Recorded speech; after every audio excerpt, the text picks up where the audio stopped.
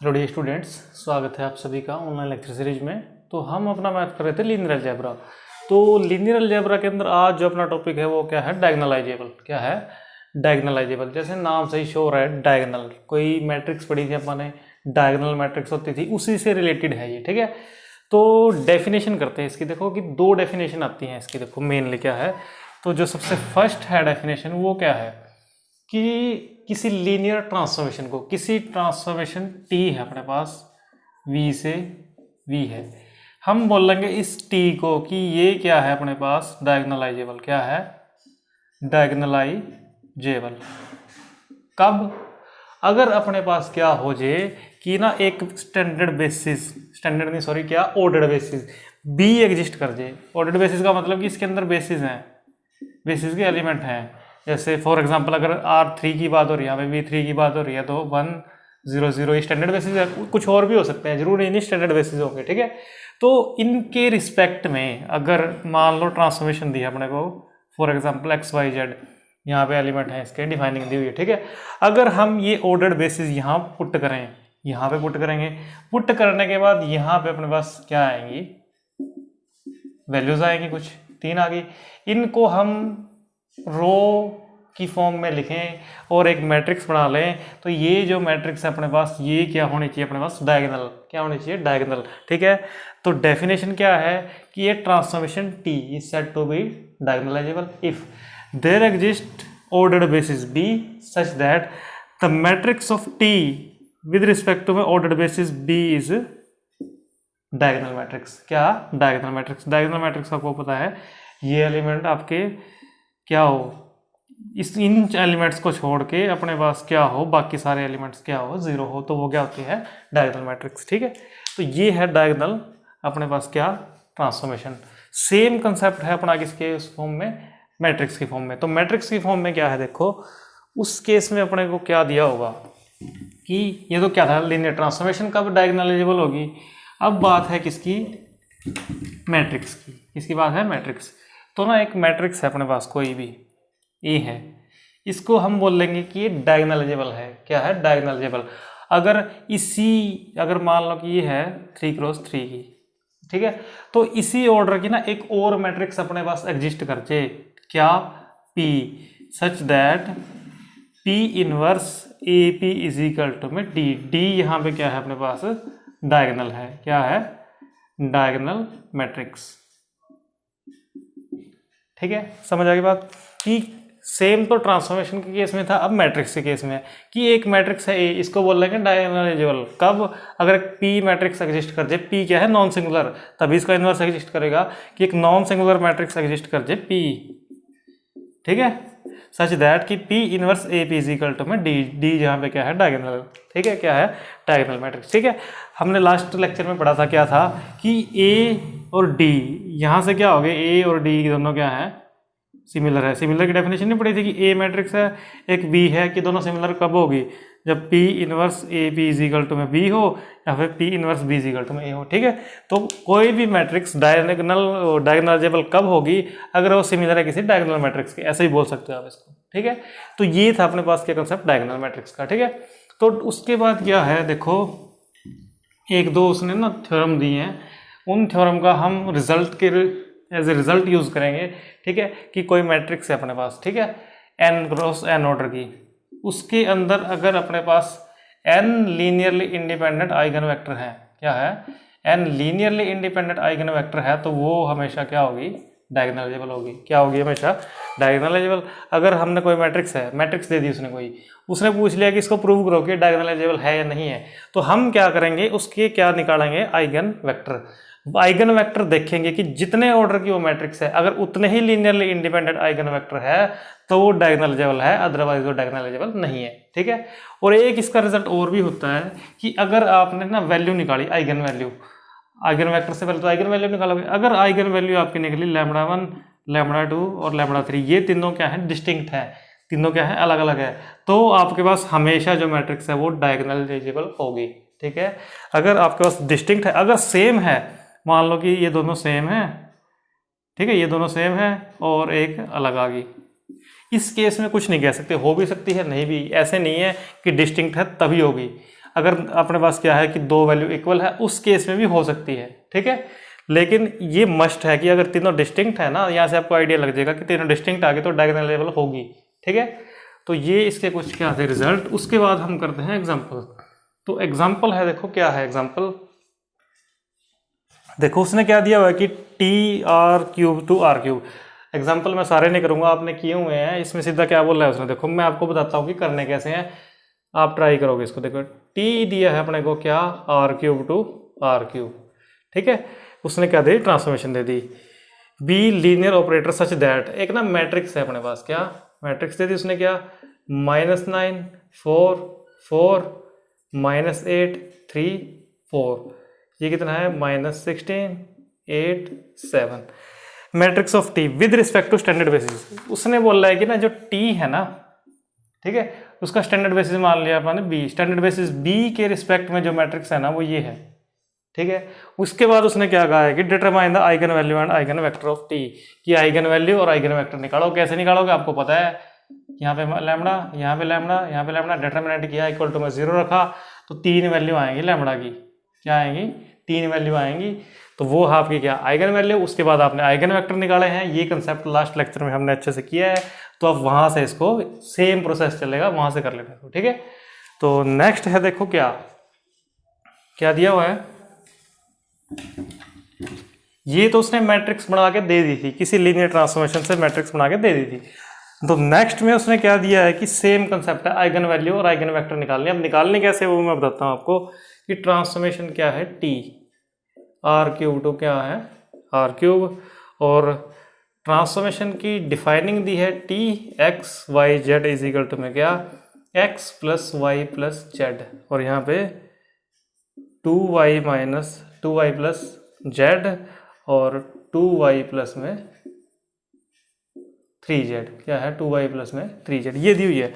उसने बोला है कि ना आइगन वैल्यू और आइगन वेक्टर निकालने हैं, और यहाँ पे जो इसका बेसिस है ना वो क्या लेने हैं, उसने क्या बोला है स्टैंडर्ड लेने हैं। क्या लेने हैं, स्टैंडर्ड बेसिस, ठीक है। तो स्टैंडर्ड बेसिस आपको पता है क्या होते हैं, 1 0 0, तो पुट करो यहाँ पे क्या आएगा 1 0 0, और सेकंड क्या आएगा अपने पास 0 1 0, तो पुट करोगे यहाँ पे कितना आएगा 1 2 और 2।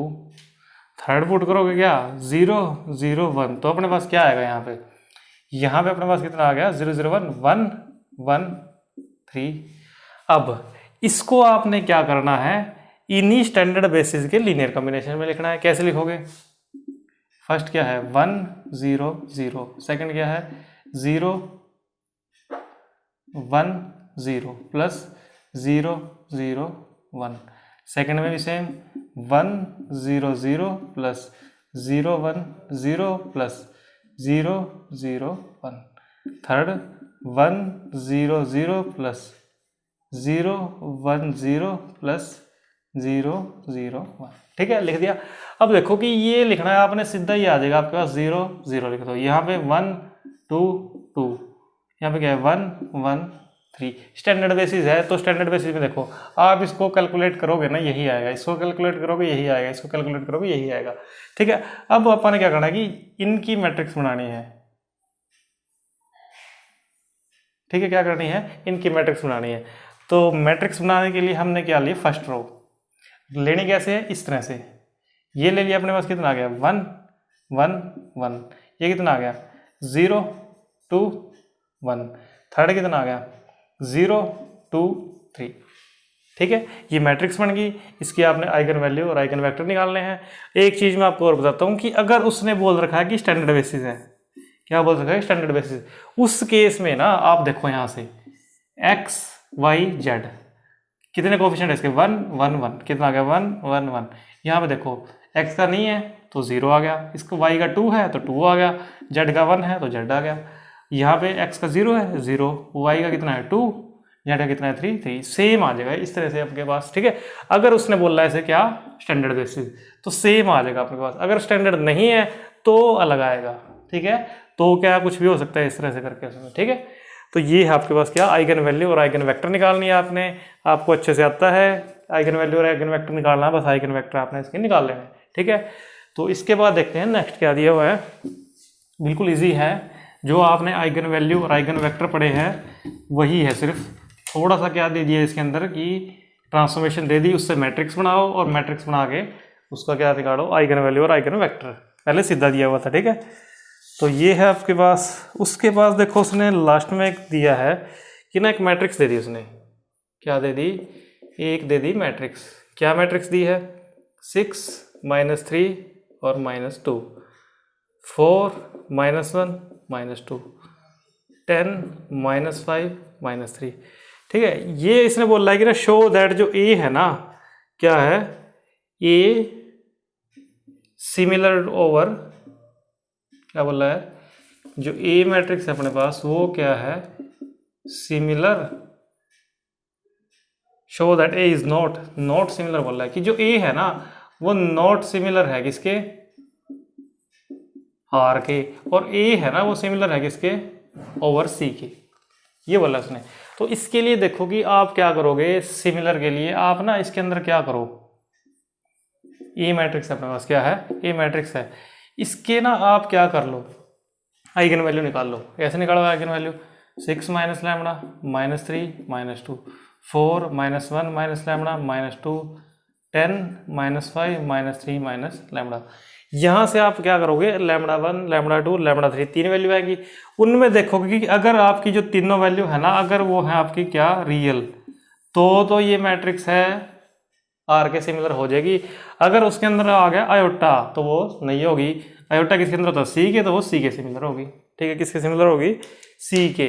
तो ये है, बस आपने आइगन वैल्यू निकाली, चेक करिए, अगर आइगन वैल्यू रियल है तो आर के सिमिलर है, अगर नहीं है तो वो सी के सिमिलर है, अगर आयोटा आ गया उसके अंदर। ठीक है, तो इसके अंदर क्या है कि इसके अंदर वैल्यू आई है आपकी क्या, 2 आयोटा माइनस आयोटा, तो आर के सिमिलर नहीं है तो सी के सिमिलर होगा। ठीक है, सिर्फ इतना ही पूछा है उसने कि आर के नॉट सिमिलर है, आप वैल्यू निकालोगे, यहाँ से देखोगे कि eigen value are not real, so it is not similar to R. ठीक है, आर रियल नंबर। ठीक है, सो इट कैन बी क्या, it can be similar to C. तो आप क्या कर दोगे, सी के सिमिलर हो सकती है लेकिन आर के सिमिलर नहीं है। ठीक है, तो ये है अपने पास क्या, डायगोनलाइजेबल के अंदर एक एग्जांपल था। तो लास्ट में ना एक मैंने शुरू में जो रिजल्ट बताया था आपको कि अगर कोई मैट्रिक्स दी है, उसका ऑर्डर है n क्रॉस n, अगर उसके अंदर आपके पास क्या है, n linearly independent eigen vector है तो वो डायगोनलाइजेबल होगी। तो ये उसका एक ना एग्जांपल दिया है, क्या है एग्जांपल, ए है अपने पास क्या, 1 2 0 1, उसने बोला है कि क्या है अपने पास, is not diagonalizable over field C, कि ये डायगोनलाइजेबल नहीं है, नॉट डायगोनलाइजेबल, ठीक है, ओवर सी। ठीक है, तो मैंने ना जो पिछला एग्जांपल बताया है तो उसके अंदर मैंने कहा कि वो सी के सिमिलर है, क्यों है, उसके अंदर देखो कि वैल्यू जो थी ना 1 आयोटा माइनस आयोटा अलग अलग थी, तीनों डिफरेंट है तो ये मस्ट अपने पास डायगोनलाइजेबल होगा, डायगोनलाइजेबल है तो वो सिमिलर होगा डी के। ठीक है, डायगोनल मैट्रिक्स के, तो ओवर सी होगा क्योंकि यहाँ पे आयोटा आया हुआ। ठीक है, इस तरह से करना है, कहीं सोचो कि वैसे ही लिख दिया कि वो सिमिलर है।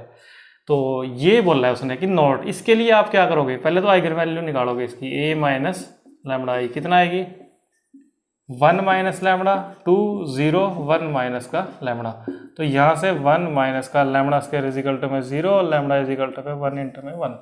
अब अगर अपने पास क्या है देखो कि डिफरेंट आ जाती तो हम सीधा बोल देते हैं कि डायगोनलाइजेबल है, लेकिन अब ये सेम है, सेम है, डिफरेंट नहीं है। तो अब क्या निकालेंगे, इसकी आइगन वेक्टर निकालेंगे। आइगन वेक्टर निकालो, तो आइगन वेक्टर के लिए देखो a minus lambda I is equal to में 0 रखो इसको, a minus lambda I x is equal to में 0 तो रखोगे। तो आप यहाँ पे देखो, यहाँ पे जब आपने 1 पुट किया 0 2 0 0, यहाँ पे कितना आ गया आपके पास x1 x2 is equal to में क्या आ गया 0 0। इसको जब आप कंपेयर करोगे तो 0 इंटू में x1 plus 2 x2 is equal to में 0, 0 इंटू में x1 0 into x2 is equal to में 0। तो यहाँ से तो कोई कंक्लूजन निकला ही नहीं अपने पास। ठीक है, तो यहाँ से अपने पास क्या कोई कंक्लूजन नहीं, यहाँ से क्या है आपके पास क्या आ गया x2 इज इक्वल टू में 0, x1 के बारे में कुछ नहीं है। तो x1 के बारे में कुछ नहीं है तो हम इसको क्या लेंगे, कोई भी आर्बिट्रेरी कांस्टेंट, कोई भी आर्बिट्रेरी कांस्टेंट ले लेंगे। तो यहाँ पे वैल्यू आपके पास कितनी आ जाएगी, k1 0 0 0। अब जो K1 है आर्बिट्रेरी है आर्बिट्रेरी, लेकिन वैल्यू सिर्फ यहीं आएगी 1 2 3 इसी टाइप से बनेगा, ठीक है। तो यहाँ पे हमेशा क्या रहेगा 0। तो जो हमने पढ़ा था कंसेप्ट आइगन वेक्टर का, उसके अंदर था कि जितने आर्बिट्रेरी कांस्टेंट है उतनी ही उसकी डायमेंशन होगी, ठीक है। ये कितना है अपने पास, एक ही आर्बिट्रेरी कांस्टेंट आया तो एक ही डायमेंशन होगी। लेकिन इसने अगर डायगोनल एलिमेंट होना है तो n ये 2 क्रॉस 2 की है तो 2 लीनियरली इंडिपेंडेंट आइगन वेक्टर होने चाहिए, लेकिन यहाँ तो सिर्फ एक ही आया है, तो क्या है नॉट डायगोनल एलिमेंट, क्या है not diagonal element over C। तो ये था किसका कंसेप्ट अपने पास, किसका डायगोनल एलिमेंट का, ठीक है। कुछ नहीं है इसके अंदर, डायगोनल एलिमेंट की जो मेन चीज़ें हैं वो मैंने बता दी, उसको आपने अप्लाई करना है। और क्या है कि कोई ट्रांसफॉर्मेशन दी होगी, स्टैंडर्ड बेसिस दिए होंगे या फिर ऑर्डर्ड बेसिस दिए होंगे, उसके अकॉर्डिंग आप मैट्रिक्स बनाओगे, उसके बाद उसकी आइगन वैल्यू और आइगन वेक्टर निकालने हैं। सिर्फ इतना है इसके अंदर, बिल्कुल ईजी है। उसके बाद जो एक नया टॉपिक है अपने पास वो क्या है, देखो मिनिमल पॉलिनोमियल। क्या है मिनिमल पॉलिनोमियल, ठीक है। तो मिनिमल पॉलिनोमियल क्या है, देखो मिनिमल पॉलिनोमियल से पहले ना हम क्या करते हैं कि कैरेक्टरिस्टिक पॉलिनोमियल पढ़ते हैं। देखो क्या था, एक मैट्रिक्स दी होती थी अपने को ए, क्या दी होती थी ए मैट्रिक्स, तो हम इसकी कैरेक्टरिस्टिक पॉलिनोमियल निकालते थे, ठीक है। इसको ऐसे करके कैरेक्टरिस्टिक पॉलिनोमियल निकालते थे। फॉर एग्जांपल मान लो ना अपने को ये दे दिया 1 0 0 2, ठीक है। तो इसकी कैरेक्टरिस्टिक पॉलिनोमियल निकालनी है, अपन ने निकाल ली, कितनी आ गई 1 minus lambda 2 minus lambda is equal to 0, ये आ गई। तो ये है कैरेक्टरिस्टिक पॉलिनोमियल। अब उसके बाद बात आई जो अब हम करेंगे मिनिमल पॉलिनोमियल।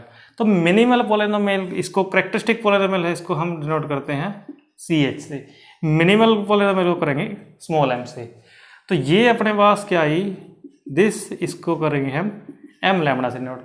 तो ये जो है ना मिनिमल पॉलिनोमियल अपने पास, इसकी अपने पास डेफिनेशन की है, क्या है अपने पास की जो मिनिमल पॉलिनोमियल है ना, सबसे पहली बात तो वो है ना कि क्या होने चाहिए, जो ये मैट्रिक्स है ना A, क्या है मैट्रिक्स है ना A, इसको क्या करनी चाहिए एनिलेट करनी चाहिए।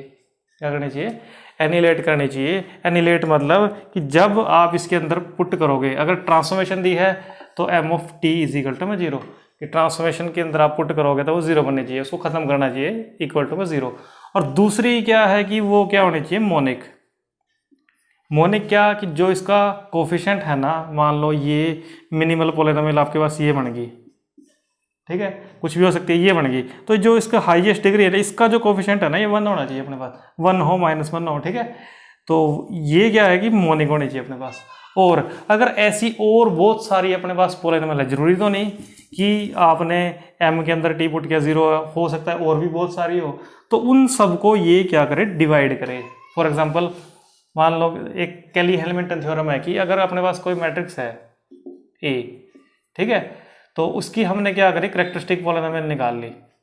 तो इस कैरेक्टरिस्टिक पॉलिनोमियल को ना हमेशा ये जो मैट्रिक्स A है ना ये सेटिस्फाई करेगी, ठीक है, क्या करेगी सेटिस्फाई।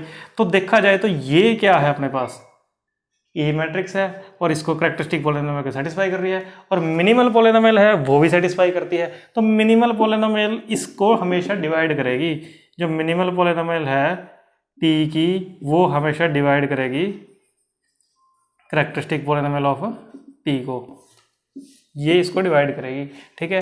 तो इसकी ना थ्योरम करते हैं कि डिवाइड करेगी, ये करेगी। मिनिमल पॉलिनोमियल की डेफिनेशन क्या है कि मिनिमल पॉलिनोमियल है कि जो सबसे लोवेस्ट डिग्री है और मोनिक है, और वो उन सभी पॉलिनोमियल्स को क्या करती है डिवाइड करती है जो a जिसको क्या कर रहा है कि a सेटिस्फाई कर रहा है, ठीक है।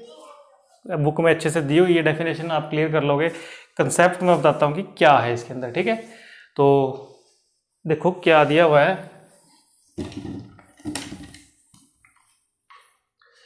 देखो बुक में क्या दिया हुआ है इसकी definition. Let T be a linear operator on a finite dimensional vector space V over F, T V से वी तक ट्रांसफॉर्मेशन दी है। देन ए यूनिक पॉलिनोमियल, एक ना यूनिक पॉलिनोमियल एम एक्स अपने पास आएगी, उसको हम बोलेंगे मिनिमल। कब? अगर वो एकदम मोनिक हो। मोनिक मतलब जो उसका हाईएस्ट कॉफी वो है अपने पास, अगर लैम्बडा स्क्वायर प्लस लैम्बडा जो मर्जी है, तो उसकी हाईएस्ट डिग्री है ना जो उसका जो कोफिशिएंट है वो 1 हो या -1 हो। सेकंड क्या दिया है कि एम एक्स एनिलेट टी, कि टी को एनिलेट करे, वो कि जो ट्रांसफॉर्मेशन है ना उसकी वैल्यू उसके अंदर पुट करें, उसकी वैल्यू मतलब उसके जो आइगन वैल्यू है वो पुट करें तो सेटिस्फाई करेंगी। और तीसरी क्या दी होगी, जो भी पॉलिनोमियल और हैं जो जिनको वो ट्रांसफॉर्मेशन सेटिस्फाई करती है उन सभी पॉलिनोमियल्स को ये मिनिमल पॉलिनोमियल डिवाइड करेगी। ठीक है, तो अब ये थ्योरम है जो वो क्या है कि कैरेक्टरिस्टिक पॉलिनोमियल है। ठीक है, तो नेक्स्ट जो है यही थ्योरम है, prove that minimal polynomial M of T. क्या लिया हुआ कि उसने मिनिमल पॉलिनोमियल ले लिए एम ऑफ टी और ऑपरेटर टी डिवाइड्स एवरी, और ट्रांसफॉर्मेशन उसने क्या दी है, टी दी है। और minimal polynomial suppose that F T be any polynomial for which F of T is equal to में 0। उसने क्या बोला है कि एफ ऑफ टी है कोई पॉलिनोमियल। ठीक है, और किस तरह से है कि F of T is equal to में 0। क्या है, F of T is equal to में 0। Let M T be the minimal polynomial of T then M T is equal to में 0। देखो कि ना क्या दिया हुआ है कि ना ट्रांसफॉर्मेशन दे दी। देखो शुरू से देखो इसको कि ना कोई ट्रांसफॉर्मेशन है टी, मान लो v से लेके v तक है।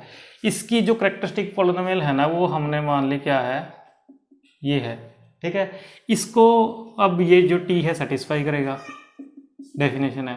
ठीक है, मिनिमल पॉलिनोमियल हमने क्या मान ली, m ऑफ t, क्या मान ली, m ऑफ t। ठीक है, तो जो m ऑफ t है ना इसको भी सेटिस्फाई करेगा, ये t तो दोनों को करेगा। अब हमने क्या प्रूव करना है कि जो a है ना ये इसको डिवाइड करेगी, जो m ऑफ t है ना ये डिवाइड करेगी f ऑफ t को, ये प्रूव करना है। उसके लिए हम जो करते हैं, क्या करते हैं, डिवीजन एल्गोरिथम। तो mt इसको डिवाइड कर रहा है तो इसका मतलब जो ft है ना, mt यहाँ पे क्या आ गया, qt ले लो एक प्लस में rt, इस तरह से लिखा जाएगा।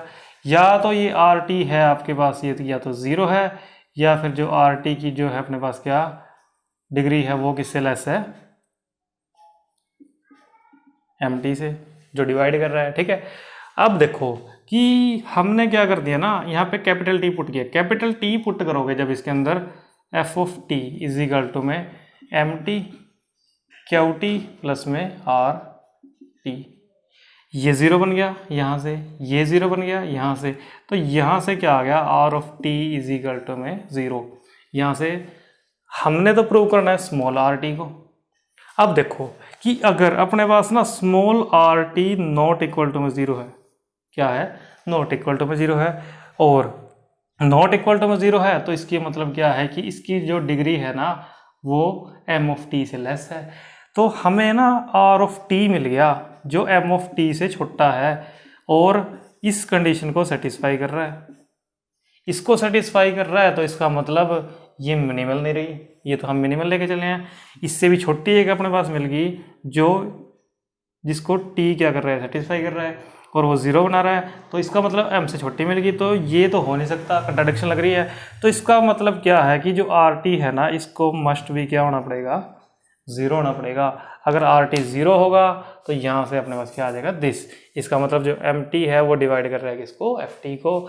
ये है क्या, इसकी एक थ्योरम है। ठीक है, तो इसके बाद क्या है, देखो एग्जाम्पल करते हैं इसके, क्या दिए हुए एग्जाम्पल। तो यही है एक जो इसकी मेन थ्योरम है। ठीक है, एग्जाम्पल है कि क्या दिए हुए हैं, देखो कि फर्स्ट देखो कि क्या उसने एग्जाम्पल दे दिया कि ना एक t है अपने पास, r क्यूब, r से लेके r क्यूब r तक। ठीक है, ट्रांसफॉर्मेशन क्या दी है, x y z is equal to में 2x माइनस वाई और x plus y plus z, और यहाँ पे कितना दिया है 2z। ठीक है, तो आपने उसने क्या बोला है कि find the characteristic and minimal polynomial for t। Characteristic polynomial निकालनी है और मिनिमल पॉलिनोमियल निकालनी है। तो इसने देखो बेसिस तो दिए नहीं, तो स्टैंडर्ड बेसिस लोगे। स्टैंडर्ड बेसिस लोगे तो मैट्रिक्स क्या बनेगी, मैंने बताया था 2 -1 0 1 1 1 0 0 2, ये बनेगी, बिल्कुल यही बनी हुई है। ठीक है, तो यहाँ से आपने क्या करना है, कैरेक्टरिस्टिक पॉलिनोमियल निकालनी है, मिनिमल पॉलिनोमियल निकालनी है। कैरेक्टरिस्टिक पॉलिनोमियल कैसे निकालोगे, ठीक है, 0 नहीं, वह तो इक्वेशन बन जाएगी।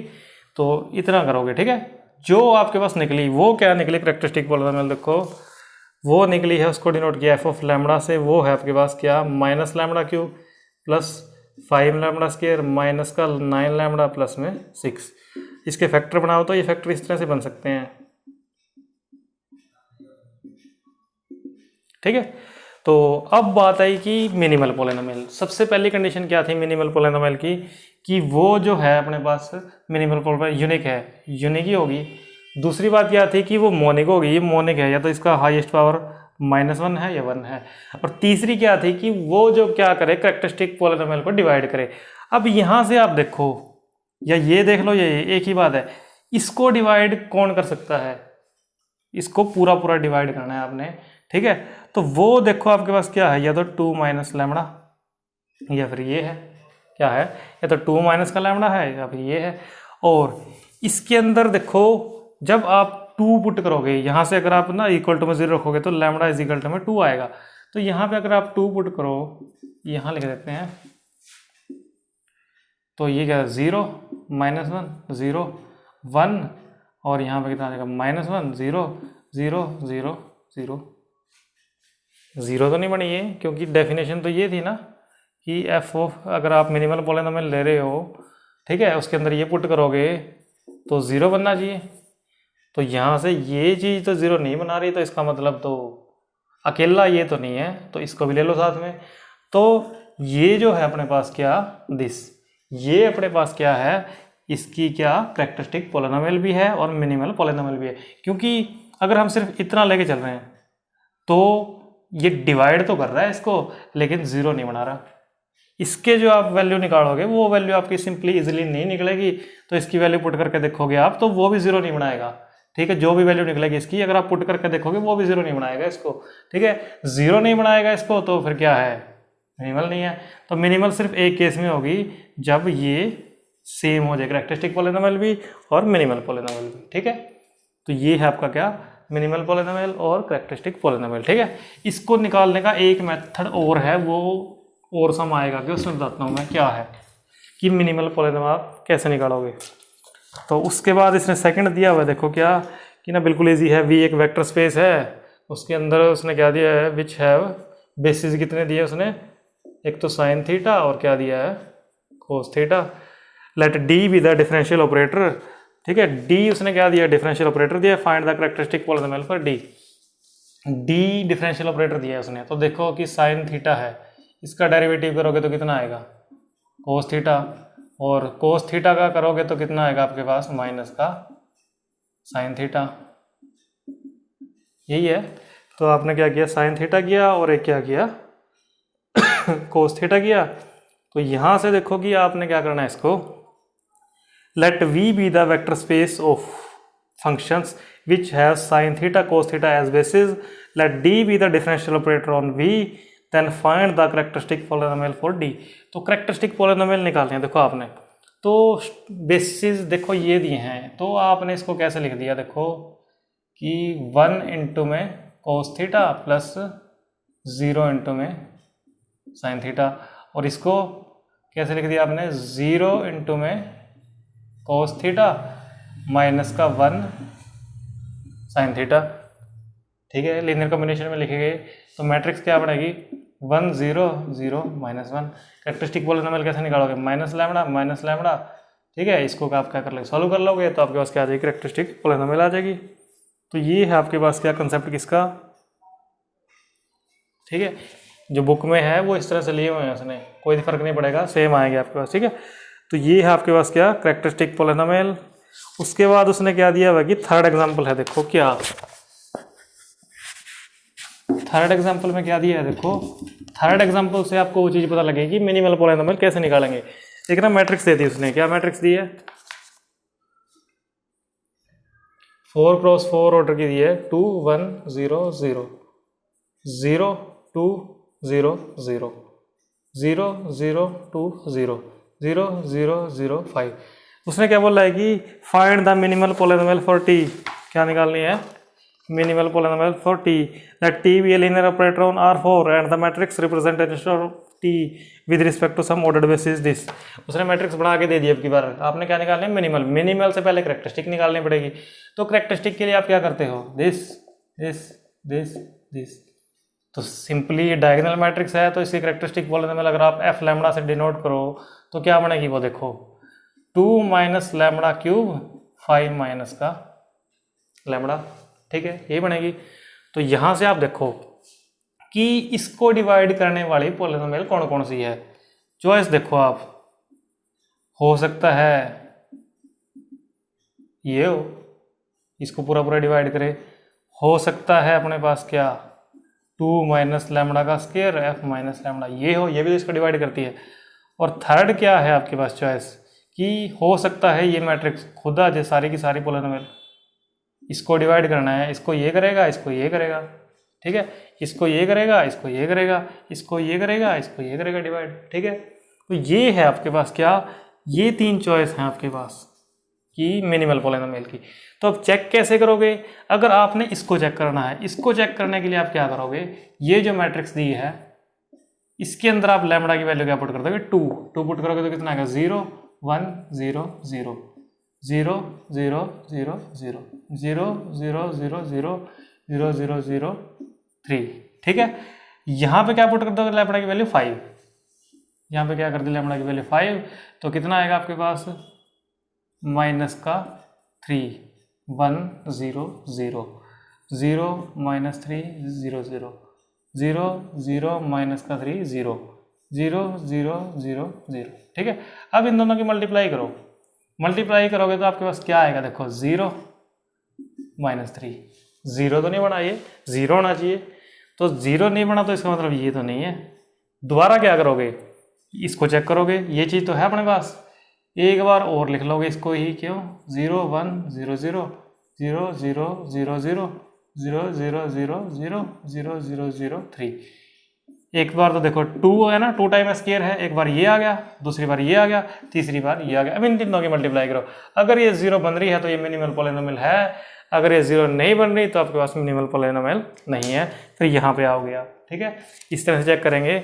सबसे पहले इसको चॉइस देखो आपकी, इसको डिवाइड कौन कौन कर सकता है, एक तो ये कर सकता है, एक ये, एक ये। ऐसे नहीं है कि सिर्फ इसको ले लिया आपने कि ये इसको कर रहा है इसको छोड़ो, ऐसे नहीं, इसका भी होना चाहिए, इसका भी होना चाहिए, इन दोनों इंडिपेंडेंट आना है एक दूसरे से, इसको भी डिवाइड करने वाला होना चाहिए, इसको भी डिवाइड करने वाला। तो ये चॉइस है, हो सकता है ये स्क्वायर बड़ा भी हो सकता है क्यूब बड़ा, ये तो सेम चलता रहेगा एक बार, ठीक है। अब उसके बाद वैल्यू पुट करके देखोगे इस इक्वेशन में, कि पहले ये पुट करके देखोगे, लैम्बडा की वैल्यू 2 करी, 2 कर दी, 5 करी, 5 करी, दोनों की मल्टीप्लाई है, यहाँ पे मल्टीप्लाई करी इक्वल टू 0 बन रहा है, तो ये क्या है मिनिमल है, अदरवाइज नहीं है। तो उसके बाद सेकंड चेक करोगे, थर्ड चेक करोगे, इस तरह से, ठीक है। अगर आपका ये मिनिमल पॉलिनोमियल बन गया तो इन दोनों को चेक करने की जरूरत नहीं, क्योंकि उसने बोला कि यूनिक होती है वो, ठीक है।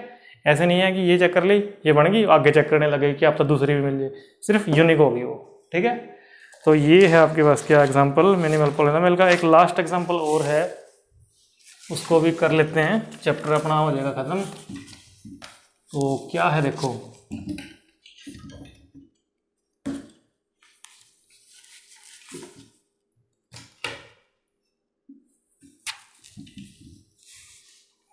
देखो उसने ना एक मैट्रिक्स दे दी, क्या मैट्रिक्स दी हुई है 0 0 A 1 0 B 0 1 C, जहाँ पे उसने क्या बोला है कि A B C है जो कहाँ से आ रहे हैं आपके पास F से आ रहे हैं। Prove that the characteristic and minimal polynomial of A are same. इसने बोला है कि जो इसकी करेक्टरिस्टिक और मिनिमल पॉलिनोमियल बनेंगी ना वो दोनों सेम होंगी, क्या होगी, सेम होगी। तो आपने किया दिस, तो यहाँ पे आपके पास क्या आ गया minus lambda 0 A 1 minus lambda B 0 1 C minus lambda. तो करेक्टरिस्टिक पॉलिनोमियल क्या बनेगी, देखो मैं यहीं से लिख देता हूँ, माइनस लैम्बडा क्यूब प्लस में C lambda square plus B lambda plus में A, ये बनी है अपने पास क्या करेक्टरिस्टिक पॉलिनोमियल। अब देखो कि हमने क्या निकालने मिनिमल, तो मिनिमल के लिए देखो कि हो सकता है, अब अपने को ABC कुछ नहीं पता, हो सकता है कि अपने पास ना इसको डिवाइड करने वाली फर्स्ट डिग्री की हो, फर्स्ट डिग्री की हो तो हो सकता है कि मान लो x माइनस अल्फा हो, क्या हो x माइनस का अल्फा, जहाँ पे अल्फा क्या आ रहा है कोई भी आर्बिट्रेरी है।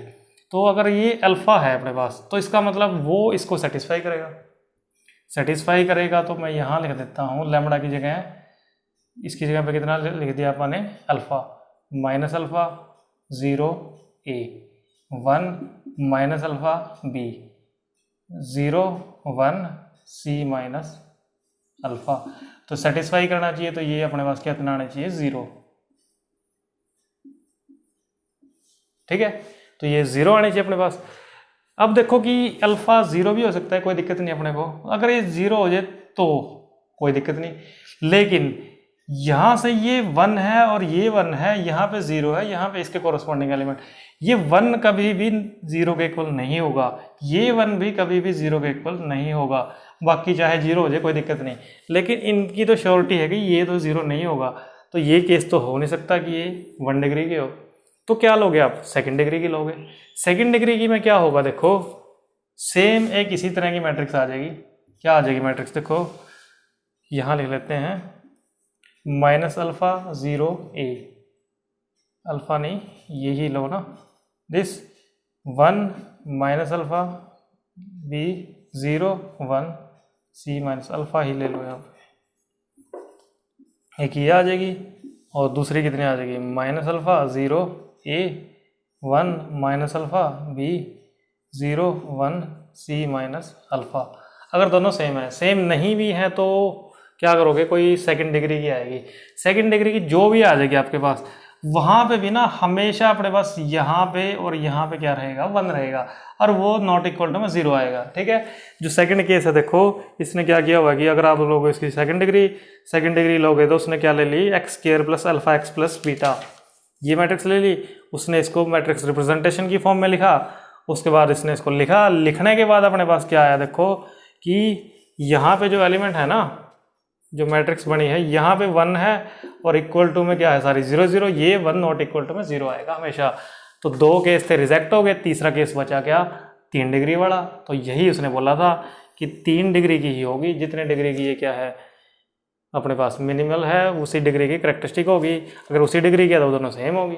ठीक है, तो ये था आपके पास क्या, डायगोनलाइजेबल का कंसेप्ट। तो इसको आप कटोगे अच्छे से। तो ये थी आपका क्या, eigen value and eigen vector का चैप्टर। ठीक है, eigen value and eigen vector. तो यहाँ तक आप इसको अच्छे से करोगे तो नेक्स्ट टाइम हम क्या करेंगे, कोई नया चैप्टर स्टार्ट करेंगे। ठीक है, तो आप इसको अच्छे से करो।